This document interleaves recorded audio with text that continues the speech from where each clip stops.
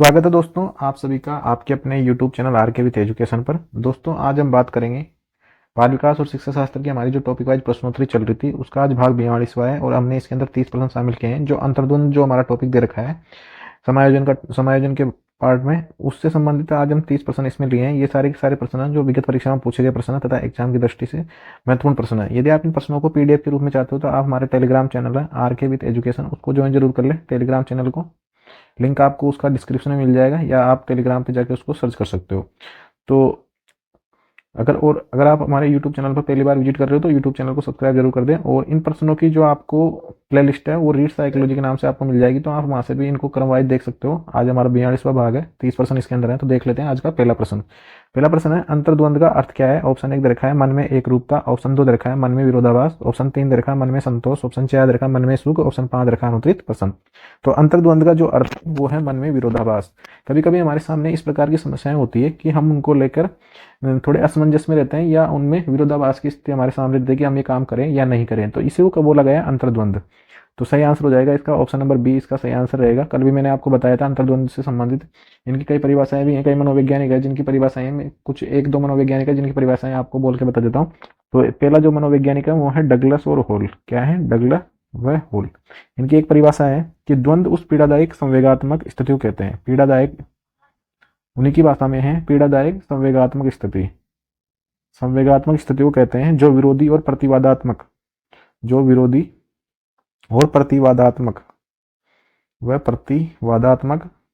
इच्छाओं के मध्य तनाव से उत्पन्न होती है। तो सही आंसर इसका तो हो जाएगा मन में विरोधाभास। इसके बाद में अगला जो प्रश्न है हमारा प्रश्न नंबर 2 है अंतर्द्वंद मुख्यतः किसके कारण उत्पन्न होता है। ऑप्शन 1 दे रखा है मानसिक शांति, ऑप्शन 2 दे रखा है निर्णय लेने में असमर्थता, ऑप्शन 3 दे रखा है भौतिक सुख, ऑप्शन 4 दे रखा है समाज का दबाव, ऑप्शन 5 दे रखा है अनुत्तरित प्रश्न। तो अंतर्द्वंद जो मुख्यतः किसके कारण उत्पन्न होता है वो होता है निर्णय लेने में अगर हम असमर्थ हैं तो हमारे मन में अंतर्द्वंद उत्पन्न हो जाएगा और उससे हमें चिंता और भी कई प्रकार के जो मनोविकार है वो उत्पन्न हो जाते हैं उससे। जैसे अंतर्द्वंद का मतलब हो गया, मैंने आपको बता दिया कि कई हमारे पास में इच्छाएं होती है या हमारे पास में कई बार कई ऐसे ऑप्शन आ जाते हैं जिनमें से हमको एक का चुनाव करना पड़ता है और एक को हमको छोड़ना पड़ता है। जैसे हमारे पास में रीट और सेकंड ग्रेड की तैयारी कर रहे हैं तो हमारे पास में इसका भी हमारे पास में क्या है, एक तरह का ये द्वंद है। अगर कोई रीट की तैयारी करना चाहता है, कोई सेकंड ग्रेड की तैयारी करना चाहता है, कभी कभी क्या होता है कि हम ये सोचते हैं कि सेकंड ग्रेड की करे कि रीट की करे। तो अगर हम जितना जल्दी अगर हम निर्णय ले लेंगे तो हमारा जो द्वंद है वो खत्म हो जाएगा। और अंतर्द्वंद इनके कारण उत्पन्न होता है कि हम निर्णय लेने में असमर्थ होते हैं। तो सही आंसर इसका हो जाएगा ऑप्शन नंबर बी, इसका सही आंसर रहेगा। इसके बाद में अगला प्रश्न है किस मनोवैज्ञानिक ने अंतर्द्वंद को समझाने के लिए उनके प्रकारों पर बात की है। ऑप्शन 1 दे रखा है फ्राइड, ऑप्शन 2 दे रखा है मैक्स वर्दाइमर, ऑप्शन 3 दे रखा है लेविन, ऑप्शन 4 दे रखा है पावलो, ऑप्शन 5 दे रखा है अनुत्तरित प्रश्न। तो किस मनोवैज्ञानिक ने अंतर्द्वंद को समझाने के लिए उनके प्रकार बताए, तो ये मैंने आपको कल ही बताया था। कुर्ट लेविन जो मनोवैज्ञानिक है, कुर्ट लेविन, तो इन्होंने बताए 3 प्रकार। कितने प्रकार बताए? अंतर्द्वंद के 3 प्रकार इन्होंने बताए। और अंतर्द्वंद के मुख्यतः प्रकार जो होते हैं वो भी 3 प्रकार के होते हैं। कल मैंने आपको 4 प्रकार बताए तो 4 भी हैं और जो प्रमुख है या जो मुख्य हैं उनको हम 3 प्रकार के मानेंगे। तो जो मैंने आपको बताया था पहला था अप्रोच। आप इंग्लिश में याद रखने का प्रयास करें, अप्रोच। दूसरा है अवॉइड यानी कि छोड़ना। इसके अंदर क्या होता है, अवॉइड का मतलब अवॉइड कर देना। और तीसरा है हमारे पास में अप्रोच अवॉइड। और चौथा था मैंने आपको बताया था डाई अप्रोच अवॉइड। तो ये 4 प्रकार के जो हैं, 3 इनमें से महत्वपूर्ण है और 3 प्रकार के ही इन्होंने बताए। तो इसका जो सही आंसर रहेगा कुर्ट लेविन ने बताया 3 प्रकार के, ऑप्शन नंबर सी इसका या ऑप्शन नंबर 3 इसका सही आंसर हो जाएगा। इनके आप इंग्लिश में ही शब्द याद करने की कोशिश करें। आपको इंग्लिश में अप्रोच लिखना मिलेगा अगर अप्रोच से संबंधित प्रश्न आता है, और अवॉइड मिलेगा। लेकिन हिंदी में इनके काफ़ी सारे नाम है। कल भी मैंने बताया था, जैसे आप अप्रोच को बोलते हैं ग्राह्य, या इसको बोलते हैं उपागम, या इसको बोलते हैं पद्धति। ये तो इसकी इंग्लिश नाम है, अप्रोच हिंदी नाम है। और इंग्लिश में केवल एक ही नाम है, आपको याद रखना है अप्रोच यानी होती है पहुंच। अगर इसका इंग्लिश में निकाले तो अप्रोच का मतलब होती है पहुंच। तो आप इंग्लिश में याद कर लें इनको, तो इसका सी आंसर इसका सही रहेगा। इसके बाद में अगला जो प्रश्न है हमारा प्रश्न नंबर 4 दे रखा है अंतर्द्वंद के कितने प्रमुख प्रकार होते हैं। ऑप्शन 1 दे रखा है 2, ऑप्शन 2 दे रखा है 3, ऑप्शन 3 दे रखा है 4, ऑप्शन डी दे रखा है 5, ऑप्शन 5 दे रखा है अनुत्तरित प्रश्न। तो अंतर्द्वंद के जो प्रकार हैं वो 3 प्रकार हैं, मैंने आपको बता दिया। मुख्यतः जो 3 प्रकार माने गए हैं और इसका एग्जाम में जो सही आंसर माना गया था वो भी 3 ही माना गया था। तो ऑप्शन नंबर बी इसका सही आंसर हो जाएगा। इसके बाद में अगला जो प्रश्न हमारा प्रश्न नंबर 5 है। आकर्षण आकर्षण अंतर्द्वंद में व्यक्ति, ऑप्शन ए दे रखा है दोनों विकल्पों को ठुकरा देता है, ऑप्शन 2 दे रखा है दोनों विकल्पों को चुनना चाहता है, ऑप्शन 3 दे रखा है किसी निर्णय पर नहीं पहुंचता है, ऑप्शन 4 दे रखा है किसी पर भी विचार नहीं करता है, ऑप्शन 5 दे रखा है अनुत्तरित प्रश्न। तो आकर्षण आकर्षण का मतलब हो गया अप्रोच अप्रोच, क्या हो गया अप्रोच अप्रोच, इसका हो गया। तो अप्रोच अप्रोच में क्या होता है, उसके सामने दो ऐसे विकल्प होते हैं जिसको दोनों को ही वो क्या करना चाहता है, प्राप्त करना चाहता है। दो विकल्प होंगे, दोनों विकल्पों को ही क्या करना चाहेगा व्यक्ति, प्राप्त करना चाहता है। जैसे रीट और सेकंड ग्रेड की तैयारी हो गई, रीट और सेकंड ग्रेड की दोनों में जॉब लगना चाहता है। जैसे दो लड़कियां शादी देखी लेकिन देख के आया वो लड़का, और उनमें से एक का चुनाव करना है, तो ये भी किस में आ गया, आकर्षण आकर्षण में आ गया। तो इसका सही आंसर हो जाएगा कि दोनों विकल्पों को ही वो क्या करना चाहता है, चुनना चाहता है, लेकिन उसको चुनना एक को ही पड़ेगा। चुनना क्या करेगा, एक को ही पड़ेगा। अगर इसमें वो जल्दी से जल्दी निर्णय लेता है तो वह द्वंद्व की स्थिति से बच जाता है, और अगर वह निर्णय लेने में असमर्थ होता है तो फिर वो द्वंद्व की स्थिति में चला जाता है। और इनसे बचने के लिए या तो तर्क करो, तर्क व चिंतन करना पड़ता है व्यक्ति को। द्वंद्व से निकलने के लिए क्या करना पड़ता है, तर्क व चिंतन करना पड़ता है। उसके लाभ हानि के पहलुओं पर विचार करना पड़ता है, लाभ हानि के पहलुओं पर। तो इसका सही आंसर हो जाएगा ऑप्शन नंबर 20 का सही आंसर रहेगा। इसके बाद में अगला प्रश्न है, अवरोध अवरोध अंतर्द्वंद में व्यक्ति दोनों विकल्पों से बचना चाहता है। ऑप्शन बी दे रखा है दोनों को स्वीकार करना चाहता है, ऑप्शन 3 दे रखा है निर्णय लेने में आसानी होती है, ऑप्शन 4 दे रखा है कोई समस्या नहीं होती है, ऑप्शन 5 दे रखा है अनुत्तरित प्रश्न। तो इसका दे रखा है कि दोनों को ही, अवरोध अवरोध का मतलब क्या हो गया, दोनों ही विकल्पों से बचना चाहता है। सही आंसर हो जाएगा इसका ऑप्शन नंबर 20 का सही आंसर रहेगा। जैसे मैंने कल भी एक उदाहरण आपको बताया था कि सास और बहू के झगड़े में, सास और बहू के झगड़े में जो मतलब लड़का है वो किसका साथ दे, सास का दे या बहू का दे, तो वो क्या करना चाहेगा, वो दोनों ही स्थितियों से बचना चाहता है। तो अवरोध अवरोध में क्या होता है, दोनों विकल्पों से बचना चाहता है। तो सही आंसर इसका हो जाएगा ऑप्शन नंबर बी इसका सही आंसर रहेगा। इसके बाद में अगला प्रश्न है हमारा, आकर्षण अवरोध अंतर्द्वंद क्या दर्शाता है। ऑप्शन 1 दे रखा है सकारात्मक निर्णय, ऑप्शन 2 दे रखा है विकल्पों का संघर्ष, ऑप्शन 3 दे रखा है लाभ और हानि का द्वंद्व, ऑप्शन 4 दे रखा है समस्या काल, ऑप्शन 5 दे रखा है अनुत्तरित प्रश्न। तो आकर्षण अवरोध अंतर्द्वंद क्या दर्शाता है, लाभ और हानि का द्वंद्व दर्शाता है। आकर्षण का मतलब इसमें मैंने कल आपको बताया था कि एक चोर माफी मांगना चाहता है, माफी मांगना चाहता है, लेकिन वो क्या मानता है, लेकिन सजा से वो डरता है। लेकिन सजा से माफी मांगना तो उसका हो गया लाभ, और सजा से बचना चाहता है यानी कि हानि, उसको सजा का क्या है, डर है।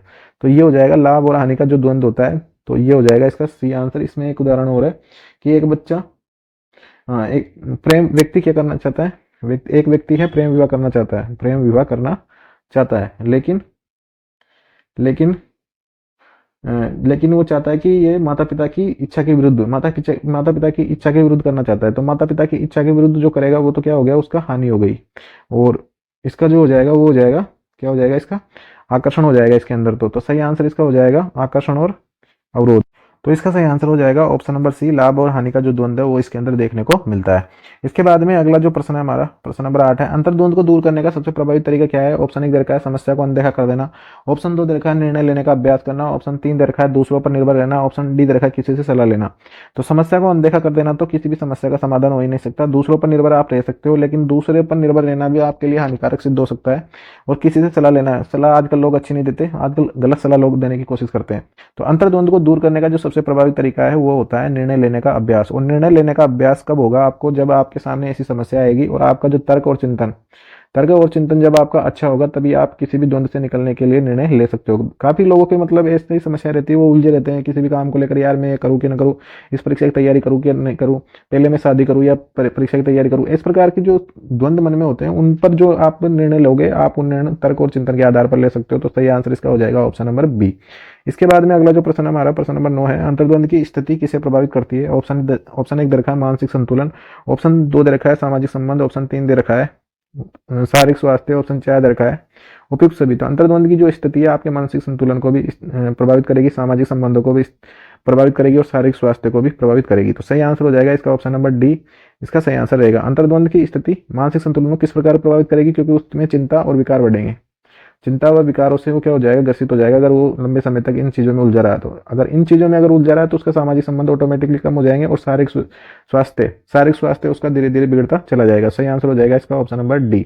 इसके बाद में अगला जो प्रश्न हमारा, किस प्रकार का अंतर्द्वंद निर्णय लेने में सबसे कठिन होता है। ऑप्शन 1 दे रखा है आकर्षण आकर्षण, ऑप्शन 2 दे रखा है अवरोध अवरोध, ऑप्शन 3 दे रखा है आकर्षण अवरोध, ऑप्शन 4 दे रखा है इनमें से कोई नहीं, ऑप्शन 5 दे रखा है अनुत्तरित प्रश्न। तो किस प्रकार का अंतर्द्वंद निर्णय लेने में सबसे कठिन होता है, तो इसका जो सही आंसर रहेगा वो रहेगा इसका सही आंसर रहेगा आकर्षण अवरोध। क्या रहेगा इसका सही आंसर? ऑप्शन नंबर सी इसका आकर्षण अवरोध सही आंसर रहेगा, क्योंकि आकर्षण आकर्षण में तो उसके पास दो विकल्प होते हैं, एक वो छोड़ देता है। अवरोध में दोनों ही विकल्पों से बचना चाहता है, तो दोनों विकल्पों को क्रॉस करके वो बच सकता है। लेकिन आकर्षण और अवरोध में एक को तो वो प्राप्त करना चाहता है और एक से बचना चाहता है। एक को प्राप्त करना चाहता है और एक से वो बचना चाहता है। जैसे वो ये ना कि बच्चा गलती तो स्वीकार करना चाहता है, लेकिन वो सजा से डरता है। एक व्यक्ति प्रेम विवाह तो करना चाहता है, लेकिन वो माता पिता की इच्छा के विरुद्ध नहीं जाना चाहता। तो इस प्रकार के जो अंतर्द्वंद होते हैं ना, जिसमें एक में आकर्षण होता है और एक में अवरोध होता है, तो इनमें जो है निर्णय लेने में सबसे ज्यादा एक कठिन माना गया है। तो सी आंसर इसका सही आंसर रहेगा। इसके बाद में अगला जो प्रश्न हमारा वो है, अंतर्द्वंद को नियंत्रित करने का पहला कदम क्या है? ऑप्शन एक दे रखा है समस्या को समझना, ऑप्शन दो दे रखा है दूसरों को दोष देना, ऑप्शन तीन दे रखा है तुरंत निर्णय लेना, ऑप्शन चार दे रखा है विकल्पों का त्याग देना, ऑप्शन पांच दे रखा है अनुत्तरित प्रश्न। तो अंतर्द्वंद को नियंत्रित करने का जो सबसे पहला कदम है वो है समस्या को समझना। सबसे पहला जो है वो क्या है? समस्या को समझा जाए कि समस्या किस प्रकार की, इसमें किस प्रकार हम निर्णय ले सकते हैं और किस प्रकार हम इससे बच सकते हैं।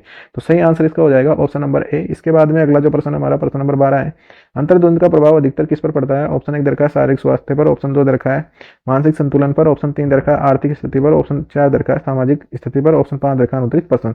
तो इन सभी चीजों पर वैसे तो अंतर्द्वंद का प्रभाव पड़ेगा, लेकिन जो अधिकतर जो प्रभाव पड़ता है वो किस पर पड़ेगा? उसका मानसिक संतुलन हिल जाएगा। सही आंसर हो जाएगा इसका ऑप्शन नंबर बी इसका सही आंसर रहेगा।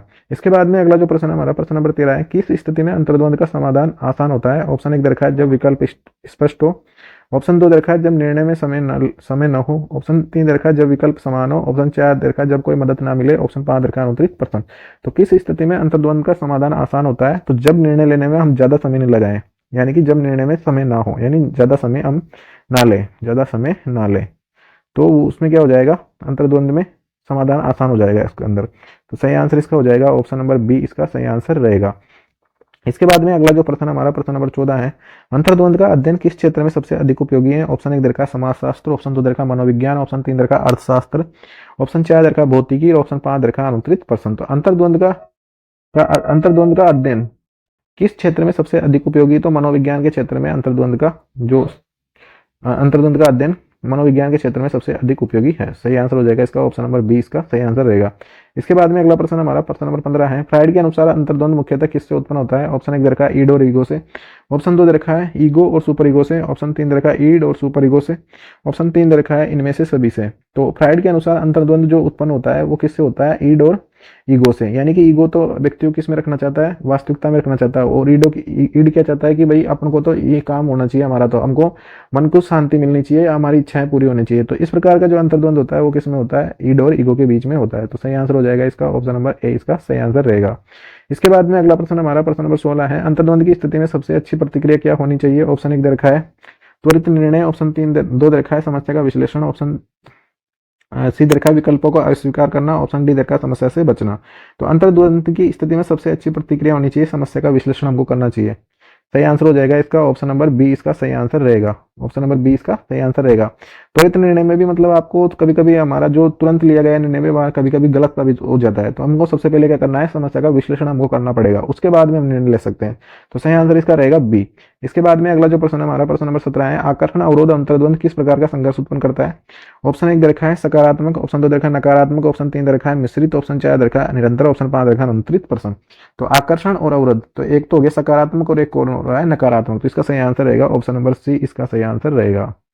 ऑप्शन नंबर सी इसका सही आंसर रहेगा। इसके बाद में अगला प्रश्न हमारा प्रश्न नंबर 18 है, अंतर्द्वंद का अध्ययन करने वाले मनोवैज्ञानिक कौन थे? ऑप्शन एक दे रखा है लेविन और फ्राइड, ऑप्शन दो दे रखा है पावलोव और जॉन वाटसन, ऑप्शन तीन दे रखा है वर्दाइमर और चार और कोहलर, ऑप्शन चार दे रखा है थॉर्नडाइक और स्किनर, ऑप्शन पांच दे रखा है अनुत्तरित प्रश्न।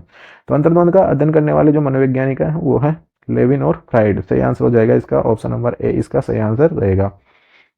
इसके बाद में अगला जो प्रश्न हमारा प्रश्न नंबर 19 है, अंतर्द्वंद को समाप्त करने का सबसे अच्छा तरीका क्या है? ऑप्शन एक दे रखा है सकारात्मक सोच अपनाना, ऑप्शन दो दे रखा है समस्या को टालना, ऑप्शन तीन दे रखा है दूसरों पर निर्भर रहना, ऑप्शन चार दे रखा है विकल्पों का त्यागना, ऑप्शन पांच दे रखा है अनुत्तरित प्रश्न। तो अंतर्द्वंद को समाप्त करने का जो सबसे अच्छा तरीका है वो सकारात्मक सोच अपनानी पड़ेगी हमको।